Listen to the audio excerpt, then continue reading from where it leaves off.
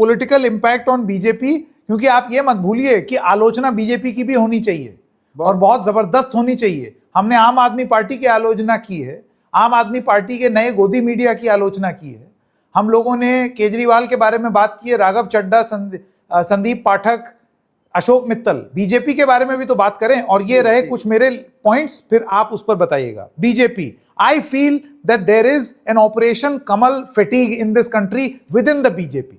भारतीय जनता पार्टी के अंदर भी अब इस तरीके से बहुत क्लियरली ये जो ऑपरेशन कमल का स्टैंडर्डाइजेशन हुआ, उसको लेकर के भी अब एक चिढ़ंत है कि यार ये मतलब क्या, आप ठीक है जीतना चाह रहे हैं, लेकिन मतलब किसको उठा करके ले आ रहे हो? Track record of turn courts, मैं यहां पर एक बहुत, और ये बीजेपी के लिए लॉ ऑफ डिमिनिशिंग रिटर्न्स है ऑपरेशन कमल।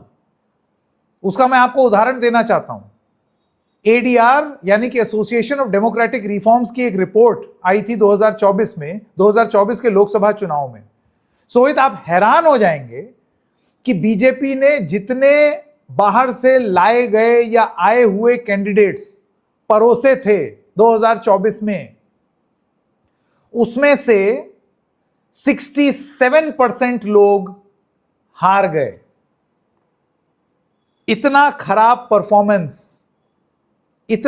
परफॉर्मेंस टर्न कोर्ट्स का। इसका मतलब क्या है? इसका मतलब यह है कि ये जो बाहर से आप इंपोर्ट कर रहे हैं, ये तो रद्दी माल इंपोर्ट कर रहे हैं ना, ये माल आपको फायदा नहीं दे रहा है। अभी आपका काडर संगठित है तो वो चुप है, लेकिन कल को ये काडर खड़ा होकर के आपके, ये जब लोगों को ये गफलत होती है ना सोहित की कोई विपक्षी नहीं है, विपक्ष मुक्त, तो अंदरूने विपक्ष जगता है। वो दिन दूर नहीं, आज की रेट में अभी ठीक है स्ट्रांग लीडरशिप ऊपर है, जिस दिन ये लीडरशिप में हल्की सी भी क्रैक्स आए, तो जो चीज आप अरविंद केजरीवाल के साथ होते हुए देख रहे हैं, आपको क्या लगता है ये बीजेपी में नहीं हो सकता है? क्या बीजेपी में अंदर से विरोध के स्वर नहीं निकलेंगे? क्या वो लोग फ्रस्ट्रेटेड नहीं होंगे जो सालों साल दशकों से बीजेपी में काम कर रहे हैं, और ऊपर से कभी एक राघव चड्ढा चला आ रहा है, एक संदीप पाठक चला आ रहा है, सब लोग चले आ रहे हैं, आंधे आंधे हो रहा है, यूं जब बस बैक करता था कंडक्टर तो ऐसे ही बोलता था आंधे आंधे। तो ये जो आंधे आंधे किया जा रहा है, ये बीजेपी को कमजोर नहीं कर रहा है, specially when your performance of turn courts is pathetic in 2024 Lok Sabha elections. कोई फायदा नहीं हुआ है इनके आने से। दूसरी बात, ईडी मिसयूज। अब ये इकोसिस्टम खुद अंदर से ये आवाज आ रही है कि क्या तमाशा बना रखा है यार। इस तरीके से अगर आप इतने ब्लेटेंटली मिसयूज करेंगे, भाई थोड़ा सा अगर आप आटे में नमक डाल देंगे तो वो समझ में आता है। मैं नमक वाला आटा कैसे खाऊं? मुझे भी बड़ी दिक्कत हो रही है समझाने में कि ये ईडी की गाड़ी चलती है, फिर लोग ज्वाइन करते हैं, फिर वो रुक जाती है।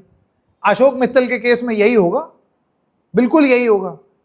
इट्स सो प्रिडिक्टेबल, इतना ज्यादा प्रिडिक्टेबल। तो बीजेपी के अपने इकोसिस्टम में ये आवाज आ रही है जिसमें a lot of people are calling it ridiculous.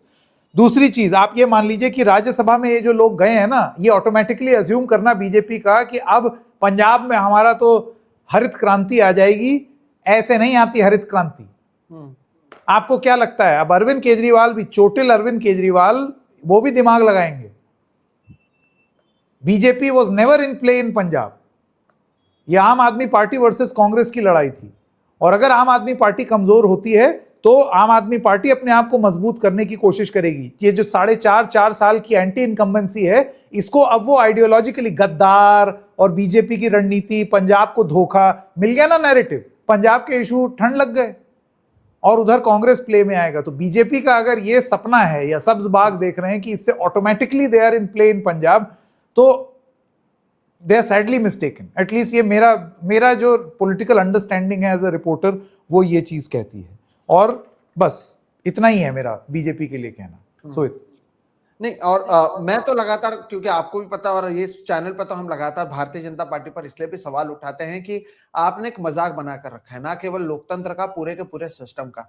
ED, IT, CBI का भी मजाक बना दिया है और पत्रकारिता का भी मजाक बना दिया है, क्योंकि आपने पूरे के पूरे सिस्टम्स को एक तरीके से खराब कर दिया है। अब जो दो सिस्टम बचते हैं जो जनता की ओर से आते हैं, एक होता है लोकसभा, और लोकसभा के बाद आता है राज्यसभा, जहां पर अलग अलग विधायक जो हैं उसे चुनते हैं। वहां पर भी अगर आप उस सिस्टम को भी खराब कर रहे हैं तो आप अभी हो सकता है जीत रहे होंगे, लेकिन इतिहास में इन तमाम चीजों को याद रखा जाएगा कि कैसे जो सुप्रीम कोर्ट पहले सीबीआई को एक तोता कहता था, अब तो तोता भी नहीं रहा है, वो पूरी तरीके से कैसे एक तरफा हो चुका है ये नजर आता है। किस तरह से आप डरा कर परिवार को, और संकेत ये बात लोगों को पता है, आपको भी पता है, मुझे भी पता है कि लोग चाहे ना चाहे, नेता चाहे ना चाहे, जैसे कि वो गॉडफादर का डायलॉग है, I will give you an offer that you can't refuse. वही सारी चीजें कि ये ऑफर है, आपको एक्सेप्ट करना ही होगा, नहीं तो आपको पता है कि दूसरा बात, या तो आप जेल में जाएंगे, या तो आप पूरी तरह से बर्बाद कर देंगे, या आपके ऊपर इतने आरोप लगाएंगे कि आप वापस आ ही नहीं सकते हैं, आपको कंगाल कर देंगे। और ये वाली राजनीति अटल बिहारी वाजपेयी वाले भारतीय जनता पार्टी, या फिर ये जो श्यामा प्रसाद मुखर्जी से लेकर सभी लोगों की बात करते हैं, किसी ने नहीं सोची थी। और ये बात खुद नरेंद्र मोदी को भी याद रखनी चाहिए, क्योंकि और आप जो कह रहे हैं ना संकेत की भारतीय जनता पार्टी के अंदर से भी आवाज उठेगी, मेरे पास जो जानकारी है, जो अभी लगातार प्रधानमंत्री से लेकर उनकी छवि को लेकर जो तमाम बातें आ रही हैं, ये आरएसएस और भारतीय जनता पार्टी के कुछ लोगों की ओर से ही दबे स्वर में ही सही सोशल मीडिया के जरिए इन आवाजों को निकाला जा रहा है, और इसकी भनक खुद अमित शाह से लेकर नरेंद्र मोदी तक पहुंच चुकी है। और वही है कि अगर आप खोदा कितना भी आप दूसरे के खोदने को जाएंगे, आप अगर खड्डा, तो आपका भी गड्ढा खुदता है। ये बात भारतीय जनता पार्टी को भी याद रखनी चाहिए। और ये बात कितनी लोकतंत्र के लिए अच्छी है कि दूसरे विधायक और दूसरे नेता चुनकर दें, आप उन्हें लेकर जाएं, और कितनी जनता को, और आप भारतीय जनता पार्टी के अपने कार्यकर्ता और अपने वोटर को भी कितना बेवकूफ समझते हैं कि हम जिसे कहेंगे उससे आप वोट दे दें। आप खुद अपने वोटर्स को और अपने जो आपके फॉलोअर्स हैं उन्हें आप बेवकूफ समझते हैं कि कल तक तो मैं इन्हें कह रहा था कि ये खराब आदमी है, अच्छा नहीं, आज हमारे साथ हो गया, वॉशिंग मशीन में धुल चुका है, इस पर हमने वॉशिंग पाउडर मोदी का इस्तेमाल कर दिया है, अब इसके सारे दाग धुल गए हैं, 70,000 करोड़ के दाग हो या दूसरे दाग हो, जितने दाग थे सब धुल चुके हैं, अब ये अच्छा आदमी हो चुका। वो है ना, वो हिमंता बिस्वा शर्मा जिस दिन भारतीय जनता पार्टी में शामिल हुए थे, और असम में अमित शाह से पत्रकार ने पूछा था कि अब हिमंता बिस्वा शर्मा के बारे में आप क्या कहना चाहते हैं, तो अमित शाह का चेहरा देखने लायक था, वो हंस देते हैं, बोलते चलिए ऐसे सवाल नहीं पूछा करते हैं। तो ये सवाल अब हो सकता है कि आपने मीडिया पर दबाव बनाकर कम कर लिए होंगे, लेकिन एक दिन आएगा जब इसे लेकर हर जगह पर सवाल उठेगा और भारतीय जनता पार्टी से यह सवाल पूछा जाएगा। मेरा तो मानना यह है कि लोकतंत्र ऐसा नहीं है कि हमारा परफेक्ट था, लेकिन इतना खराब भी कभी नहीं था जिस तरह का लोकतंत्र अब हम देखते हैं, और ये सारी चीजें आगे भी बढ़ती रहेंगी। और इस पूरे मुद्दे पर जब हम बात कर रहे हैं, 1 घंटा 24 मिनट हो चुका है संकेत, ये लोकतंत्र का भविष्य क्या होगा, ये राघव चड्ढा के इस पूरे केस से भी समझ में आएगा। एक शिवसेना पूरी पार्टी ले जाना अलग बात होता है, आप अपने आप को कहते हैं कि हम 2/3 हैं, चले गए हैं, क्या कॉन्स्टिट्यूशन के जरिए ये सारी चीजें बैठती हैं? क्या इससे कोई नया कानून अब सामने आएगा? इस पूरे केस से क्या ये लोग डिस्क्वालीफाई होते हैं, या फिर ये केस चलता जाएगा? इससे हमारे देश का लोकतंत्र, हमारा देश का लोकतंत्र कितना मजबूत है या इसका क्या भविष्य है, ये सारी चीजें तय होंगी, लेकिन पिक्चर अभी बाकी है। ये वाली पिक्चर खत्म कर देते हैं, क्योंकि अंग्रेजी की पिक्चर जितनी लंबी होती है उतना लंबा तो हम लोगों ने कर ही दिया है, बातचीत की और लोग सुनते हैं, ये भी बहुत अच्छी बात है। हाँ, तो धुरंधर की तरह 3.5 घंटा ना हो जाए, इस वजह से इसको यहीं रोक देते हैं। बहुत बहुत धन्यवाद दर्शकों, मैं लगातार आपके कमेंट्स देख रहा हूं।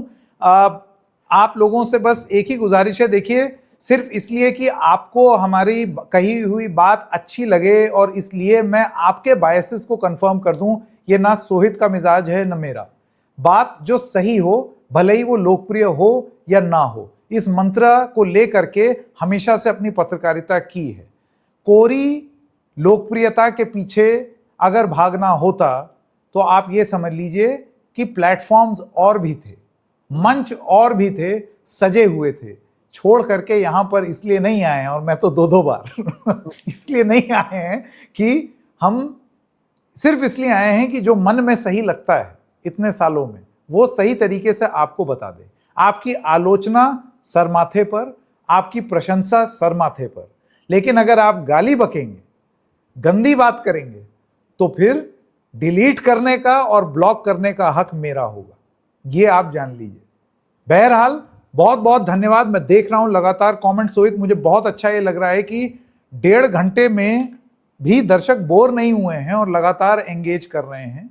अब उनको क्या लगता है, मेरी आपसे गुजारिश होगी, मेरा एक चैनल है जिसका नाम है डबल चेक बाय संकेत, और सोहित का चैनल है जिसका नाम है सोहित मिश्रा ऑफिशियल। इन दोनों चैनल्स को प्लीज जाकर के सब्सक्राइब कर लीजिए। इस बातचीत जब हम हफ्ते में एक बार रहमान बकैत बनते हैं, उसके अलावा हम और भी बहुत कुछ करते हैं हफ्ते भर में, तो वो भी प्लीज देखिए और उसके बारे में प्लीज कमेंट करके लिखिए। मैं चाहूंगा सोहित आप भी एक बार अपील कर दें, आपकी अपील में बड़ा वजन होता है। ऐसा कुछ नहीं, लेकिन मैं ये जरूर कहता हूं कि मेरे जितने दर्शक हैं संकेत वो बहुत प्यारे हैं। और आमतौर पर हम क्या करते हैं दर्शकों की, हम वीडियो रिकॉर्ड करते हैं और हर संडे को दोपहर 12 बजे लाते हैं। इस बार हमने तय किया कि आपके साथ लाइव चैट किया जाए। आप सभी लोग देख भी रहे थे, अच्छा भी लगा, और आपसे समझें और आपके भी कमेंट्स देखें कि आप क्या क्या कहते हैं। और बहुत सारे अच्छे कमेंट्स जो आए हैं उसके लिए आप सभी का बहुत बहुत शुक्रिया। ये यहाँ पर 2 चैनल्स मौजूद है, एक सोहित मिश्रा ऑफिशियल जहां पर ये लाइव देखा जा रहा है, और हर संडे जिस एक और चैनल के साथ मैं कोलैब करता हूं जो संकेत का चैनल है, डबल चेक बाय संकेत उपाध्याय। अगर आपने उस चैनल को भी अब तक सब्सक्राइब नहीं किया और इस चैनल को भी नहीं किया है तो जरूर करें।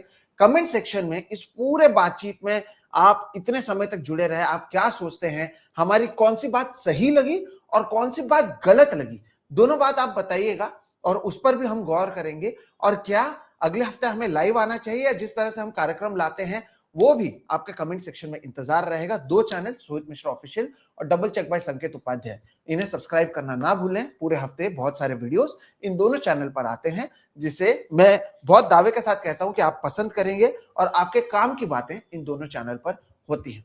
अगर ये वीडियो आपको अच्छा लगता है तो इसे लाइक करें। अगर आपको लगता है कि हमने बहुत सारे, चाहे वो चुनावों से रिलेटेड हो, राजनीति से रिलेटेड हो, कॉन्स्टिट्यूशनल हो, या फिर जो अदालत में ये पूरा मामला जाने वाला है, या अब तक महाराष्ट्र में जो कुछ हुआ है, ये सारी बातें पसंद आई और इसमें से कौन सी बातें पसंद आई, इसे भी कमेंट सेक्शन में बताइएगा।